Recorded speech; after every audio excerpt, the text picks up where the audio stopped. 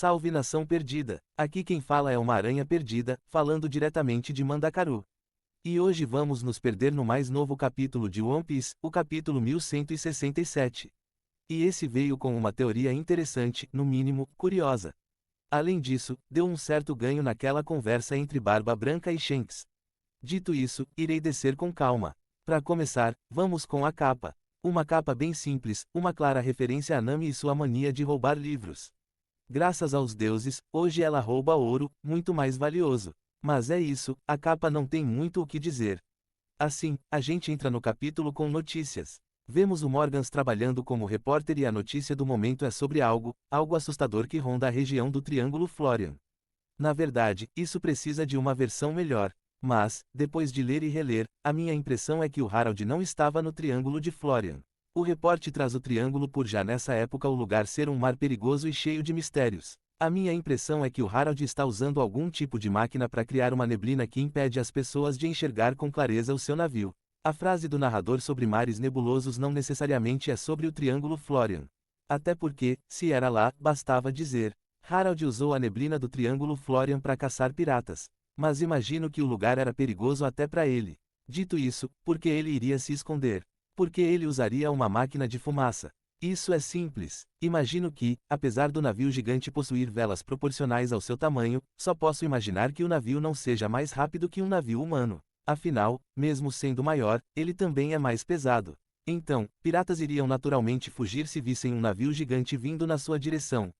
Então, imaginei que o Harald pode estar usando alguma máquina de fumaça para facilitar a caça aos piratas. Outra coisa que vale pontuar. Essa atividade do Harald certamente teve impacto positivo na visão da Marinha e, com certeza, foi usada como referência para criar o que veio a ser conhecido como Shichibukais. Imagino que o Harald foi o beta-teste desse projeto. Ou, no mínimo, viram isso e pensaram, por que a gente não expande esse rolê, faz assim e faz assado e blau, surgiu a iniciativa Shichibukais. Aí, outra coisa que pensei sobre isso foi: primeiro, genial. O Harald, ao mesmo tempo que cumpre a missão dada pelo governo, ao usar essa camuflagem, também evita transformar os gigantes numa figura de terror. Porque as pessoas não sabem que é um gigante. Todo mundo sabe que é algo grande, algo humanoide, mas não sabem que é um gigante. Ou seja, ele cumpre a meta e protege o seu povo. Aí eu fiquei pensando, porque assim que saíram informações, o que teve de gente ligando isso às criaturas misteriosas do Triângulo Florian foi lindo. E assim, não acho que isso está completamente errado em. Porque fiquei pensando, do mesmo jeito que o Harald usa fumaça para se esconder, as criaturas no Triângulo Florian podem estar fazendo o mesmo. Aí pensei, por que criaturas iriam se esconder, e que tipo de criaturas seriam tão grandes? A resposta que me veio foi os gigantes ancestrais. Temos o Oz Júnior que não nasceu de um ovo. O Oz Júnior precisa de alguém para gerar ele. Claro, pode ser que ele seja o último da sua espécie, talvez. Isso é completamente possível. No entanto, a gente ainda pode ter gigantes ancestrais vivos se escondendo na névoa eterna do Triângulo Florian, só esperando o retorno de Nika para a batalha final. Inclusive, na animação, as criaturas têm olhos vermelhos, e sabe quem tem olhos vermelhos e possui uma linhagem ancestral. Exatamente. Mas enfim, essa é uma teoria que achei interessante: os monstros do Triângulo Florian são gigantes ancestrais se escondendo. Isso explicaria por que as pessoas somem lá. Se alguém está se escondendo, a última coisa que vão querer é que alguém saia falando sobre isso. Provavelmente, só morrem quem encontra o esconderijo dos gigantes. E é por isso que as criaturas só observam Thriller Bark de longe, porque o navio ilha não é um problema, só vai ser se descobrir o segredo desse mar misterioso. Caralho! E bom, é isso. Agora é esperar para ver se é real ou não.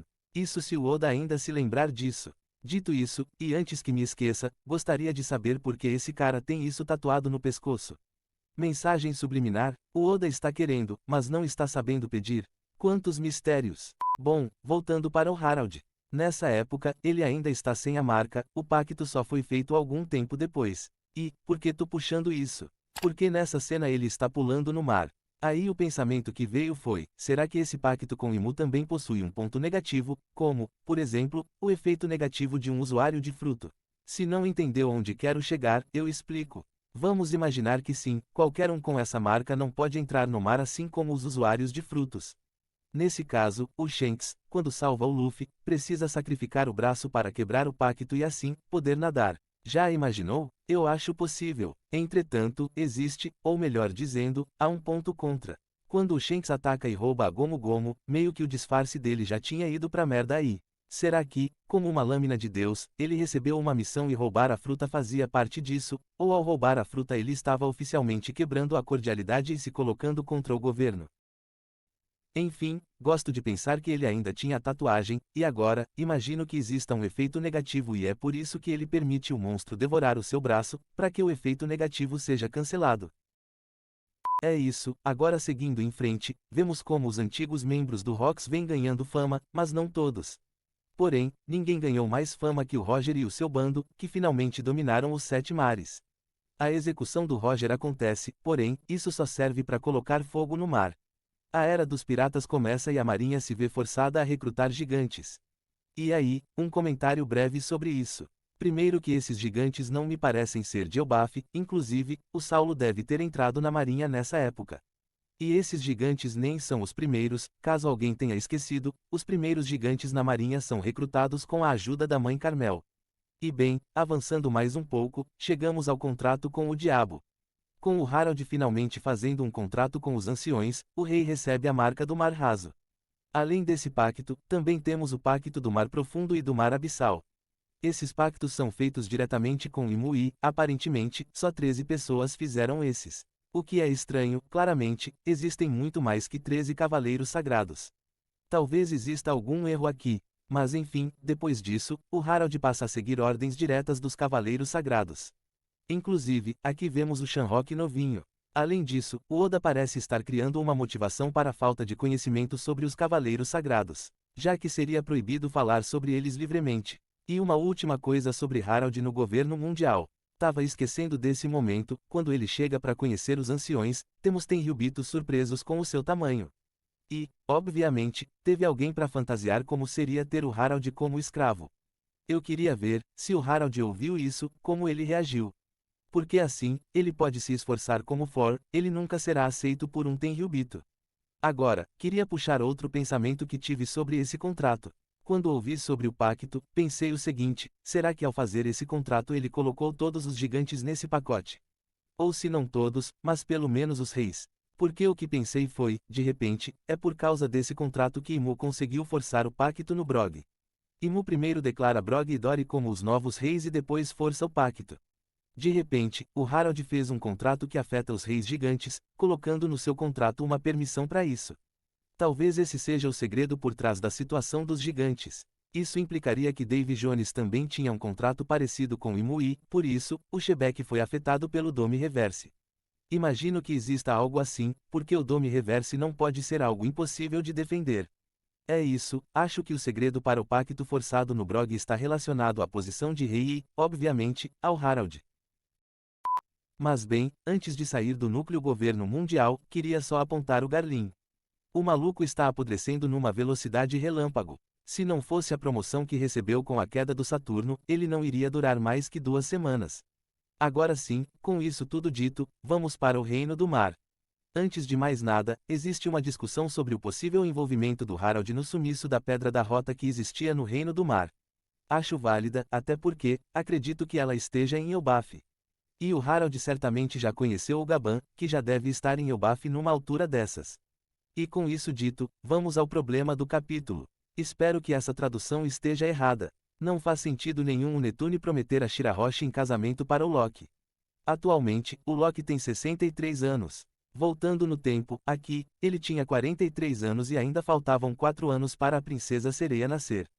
Esse casamento seria o mesmo que o Netune estivesse prometendo a mão da sua primeira filha, sem saber nem quando ela nasceria, para um jovem de 17 anos. Inclusive, vamos supor que o Loki fosse um humano de 17 anos, isso quer dizer que, no momento atual da história, o Loki teria 38 anos enquanto a Shirahoshi teria 16. Então assim, se você está achando isso legal, procure ajuda psicológica. Terapia certamente lhe fará bem. Porque normal você não está. Outra coisa que vale alguns comentários é a questão do Mosa Mosa. Mas vou falar sobre isso no final do capítulo. Por enquanto, seguimos com a criação da escola. Ver a fundação da escola foi bom para mim. Não sei porquê, tinha um sentimento muito forte de que a escola veio depois da morte do Harold. Não sei porquê, essa cena me ajuda a perceber a situação temporal de forma melhor. Eu jurava que o Harold morria antes do incidente de O'Hara, mas agora ficou claro, eu estava errado. E aí, falando sobre localização espacial, temos a questão do Fisher Tiger. O incidente causado pelo tritão que libertou vários escravos teve ligação direta com o Shanks. E, automaticamente, os burros ganharam asas. O que teve de gente dizendo que isso era um retcon foi absurdo. Daqui a pouco, vão dizer que God Valley também foi um retcon, já que o Sengoku contou uma história diferente. Dito isso e deixando a bobagem de lado, quero saber o seguinte, Shanks tinha ou não tinha tomado a unhada do Barba Negra? E antes de entrar nisso, não tô aqui pra dizer que o Tiger causou um ferimento no Shanks. Não faço parte desse clube. Dito isso, essa faixa no rosto do Shanks não preenche o suficiente para esconder toda a ferida. Se pegar a cicatriz como referência, a minha impressão é que a faixa não preenche o suficiente para tampar todo o corte. Claro, isso pode ser um pequeno erro. Mas, obviamente, espero que não seja, porque eu gostei da teoria de que o Shanks trocou de lugar com Shanrock. Claro, gostei, mas não tenho uma boa explicação para justificar o Shanrock aceitando isso. Aí beleza, vamos deixar o assunto troca-troca de lado, porque quero levantar outra discussão. Tudo indica que o Shanks enfrentou o Barba Negra recentemente, porém, existe um problema aqui. O Shanks não tem motivos para entrar em conflito com os piratas do Barba Branca. O Barba Negra, se não me engano, era membro da segunda divisão, a divisão que o antigo líder era o Oden, ou seja, menos motivos ainda para um conflito acontecer. Porém, existe uma única situação que faria o Barba Negra atacar o Shanks com força total. E isso seria numa situação em que o Shanks descobre a origem do Barba Negra. E isso provavelmente aconteceu. Para mostrar que isso é possível, temos que voltar lá no capítulo 434, quando o Shanks se encontra com o Barba Branca. O Shanks oferece uma bebida e diz que essa bebida foi feita com a água da sua terra natal. Porém, como ele tem uma bebida feita na sua terra natal se ela foi destruída? Então, o que imaginei, obviamente, existem sobreviventes de God Valley, e esses sobreviventes ainda vivem no Oeste e em algum momento o Shanks os conheceu. Talvez seja o motivo dele ter ido investigar a Terra Sagrada para começar. E para mim, foi justamente em uma dessas visitas que ele veio a conhecer o colega. O Barba Negra, sabendo o que a revelação da sua origem poderia gerar, tentou matar o Ruivo com toda a sua força. No final, o Ruivo era forte demais, porém, o Barba Negra deixou uma marca inesquecível. Fora isso, não consigo pensar num motivo para o Ruivo brigar com piratas do Barba Branca, ainda mais piratas subordinados ao Oden. Ou seja, o único motivo realmente válido seria manter a sua origem em segredo. Porém, o Shanks cresceu com o Roger, ele jamais iria revelar isso. Caralho! E para finalizar essa parte, para mim, o Shanks é ferido pelo Barba Negra antes de fazer o pacto.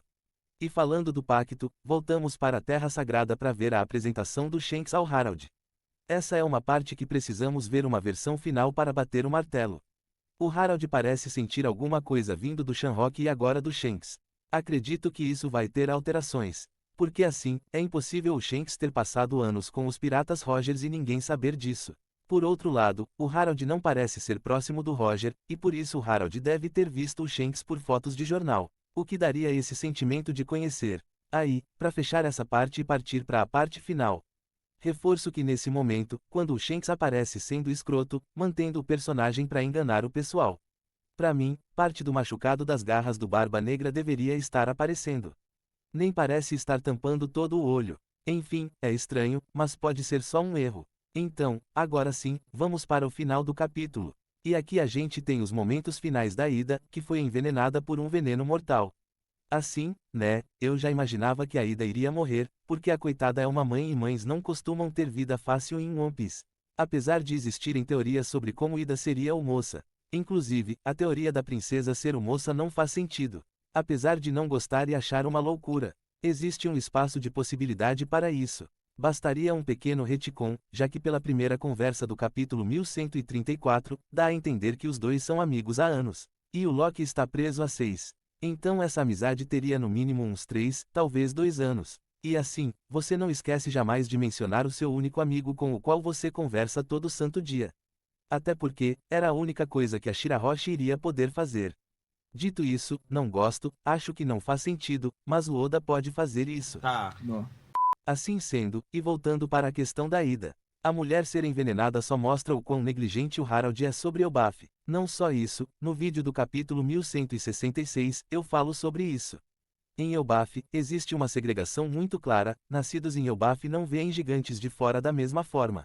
E isso fica claro na forma como a Ida é tratada. Isso está lá e o Oda escolheu não se aprofundar. Hoje, a gente só está vendo que isso não mudou. Pessoal envenenou a Ida por ela ser uma forasteira. O que espero é que isso tenha terminado com toda a linhagem da estrida apagada de Elbaf. Quer dizer, toda não, só os mais velhos. Esses não têm como mudar, mas as crianças ainda têm uma chance de crescerem sendo gente. Se até o Loki conseguiu, né, então, qualquer um pode. Inclusive, além desse momento do Loki assumindo a Ida como a sua única mãe. Um momento digno de um futuro chapéu de palha, no mínimo, futuro membro da grande frota. Também espero muito que o Harald, finalmente, faça alguma coisa sobre isso. Já passou da hora de ele acabar com esse preconceito de Elbaf. Apesar de que isso ainda existe hoje. Hairujin é a prova disso, Pivete não é rei porque a sua mãe não é uma natural de Elbaf. Ou seja, nem a morte da Ida vai ser o suficiente para o Harald pôr um fim nessa visão preconceituosa que os gigantes de Elbaf têm com estrangeiros. O Harald parece namorado abusivo. Faz uma coisa boa para cada 10 ruins e você acha ele foda por fazer o básico. Enfim, confesso que achei curioso o Oda não colocar o Harald resolvendo isso. Talvez, agora a gente tenha alguma coisa, mas também não colocaria muitas esperanças nisso. O Hairujin está aí para que a gente nunca esqueça. De qualquer forma, é isso. Aqui chego ao fim do capítulo e ao final do vídeo. Obrigado a quem assistiu até aqui. Até a próxima e, não se perca!